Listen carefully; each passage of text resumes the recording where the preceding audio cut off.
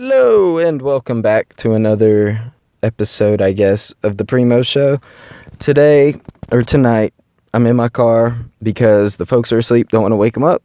So, I got this little cute mic off Amazon, and I don't say cute a lot, but come on. Look at it. And I wanted better audio quality while I'm in here. So, I have a pretty crazy story to talk to you guys about today, and it's not been talked about much in the mainstream. There's been a lot going on in the mainstream, so I'm not surprised they haven't been talking about this. But The Intercept reports, Senate Republicans just sold you out to advertisers. In a 50 to 48 vote along party lines, the U.S. Senate decided to kill FCC rules blocking your internet service provider from selling your browser history and advertising history without your permission. Should the change pass the House, as is expected, the likes of Comcast and Verizon will be able to make money disclosing what you buy, where you browse, and what you search for on your own, all without asking permission. So, keep that statement in mind when I read you what the NCTA and for some reason, they are listed as the Internet Television Association Trade Group. However, that's not their official name on their website, so I don't know where that discrepancy comes from. But if you Google the Internet Television Association Trade Group, you get to the NCTA website. So this is their statement. We appreciate today's Senate action to repeal unwarranted FCC rules that deny consumers consistent privacy protection online and violate competitive neutrality. Pause. Okay, so the first sentence directly contradicts what they are trying to do. They are trying to take your information and your private information, your browser history, and sell it to online services.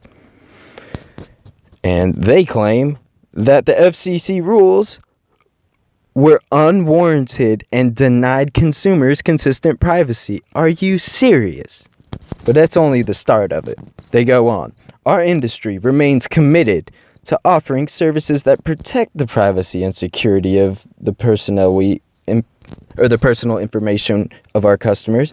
We support this step towards reversing the FCC's misguided approach and look forward to restoring a consistent approach to online privacy protection that consumers want and deserve. So, let me ask a question to all my fellow consumers out there. Yeah, right? We're all psyched about giving away all of our browser history and our internet history to third-party companies, aren't we? So they can profit off it for free while we get no cut of it whatsoever? Just me? Okay, well, y'all are weirdos.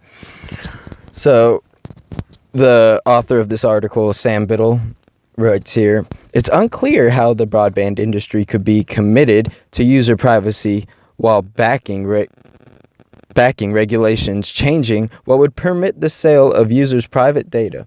The NCTA spokesperson, Joy Sims, returned a request for comment and explanation with a link to an unrelated section on the website, on the NCTA website. And I've checked it out. It's nothing but a fluff piece of propaganda. They talk about how they want to help America become more, I guess, connected to the news. It's very bizarre. They have a video I'll show in a minute where you can just see how fake their message is. And it's very scary, actually, because this is our privacy and our rights on the line here. All right, the Electronic Frontier Foundation described the vote as putting internet service provider profits over your privacy and a potential crushing loss for your online privacy. And the Electronic Frontier Foundation is a opposition interest group trying to, keep net neutrality, actually keep consumer privacy safe from these multi-million-dollar corporations and special interests. ISPs act as gatekeepers to the internet, giving them incredible access to records of what you do online. They shouldn't be able to profit off the information about what you do and what you search for, read about, purchase, and more without your consent. I think that sounds a little more reasonable than selling off all of our private online data for advertising money that we get none of, like I said earlier.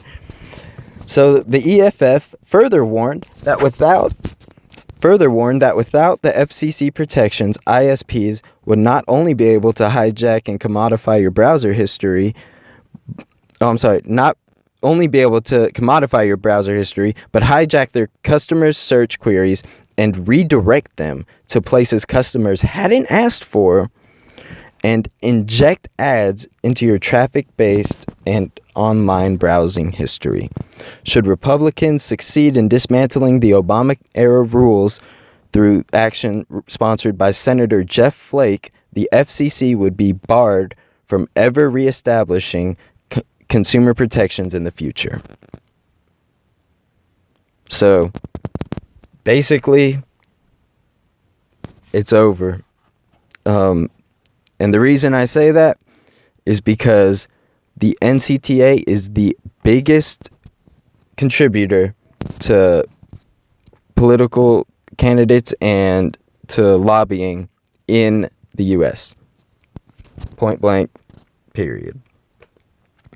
So I have some interesting things I want to show you guys from their website, and we'll take a look at those. Okay, so this is OpenSecrets.org. It is a fantastic resource for finding out where money in politics goes, who contributes to politicians, who contributes to lobbies, super PACs, you name it. They have the financial information that really exposes our elected representatives for what they really are, which is corporate shills who don't care about the American people. They only care about pleasing their donors so they can get reelected and get more campaign contributions. And then, if they're lucky, get a multi-million-dollar job for said organization by becoming a lobbyist after they are done with their political career. If you don't believe me, check out this interesting graphic right here. It's called the revolving door, and this is a thing we talk a lot about in politics. It is when a politician leaves to go lobby for a political interest, and because they already have influence in the political sphere, they're able to get more done, so they're therefore inherently more valuable to these organizations as a result. Now, I want to go up here and show you guys something pretty crazy. So in this last election cycle, they spent $13,420,000 on lobbying alone. And in 2015, it was $14,120,000.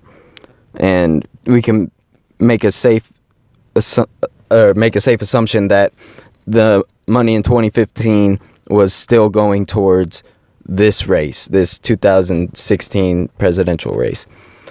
Now, they have, out of all of the people that contribute money to these political PACs, these organizations, these lobbying interests, they rank, out of the contributions, if you can see right there, 170th out of 18,586. That's amazing. That is very high up there. And they rank 16th out of 3,729 organizations that spent money lobbying. So as you can pretty much safely extrapolate from all of this, they're in it to influence our policy, what affects you and me, and what is best for their corporate interests. This is such a sickening topic, and it just occurs over and over and over again, and it seems like it's never gonna end because these politicians can't help themselves.